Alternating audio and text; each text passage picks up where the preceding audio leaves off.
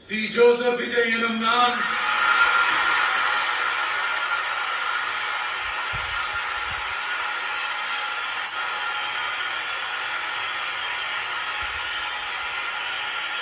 சட்டப்படி அமைக்கப்பெற்ற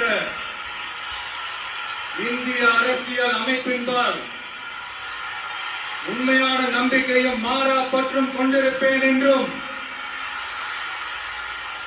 இந்திய நாட்டின் ஒப்பில்லாத முழு முதல் ஆட்சியையும் ஒருமையையும் நிலை நிறுத்துவேன் என்றும் தமிழ்நாட்டு அரசின் முதலமைச்சராக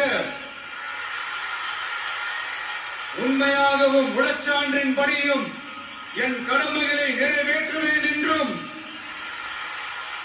அரசியல் அமைப்பிற்கும் சட்டத்திற்கும் இணங்க அச்சமும் ஒருதலை சார்பும் இன்றி விருப்பு வெறுப்பை விலக்கி பலதரப்பட்ட மக்கள் அனைவருக்கும் நேர்மையானதை செய்வேன் என்றும் ஆண்டவன் மீது ஆணையிட்டு உறுதிமொழிகிறேன்.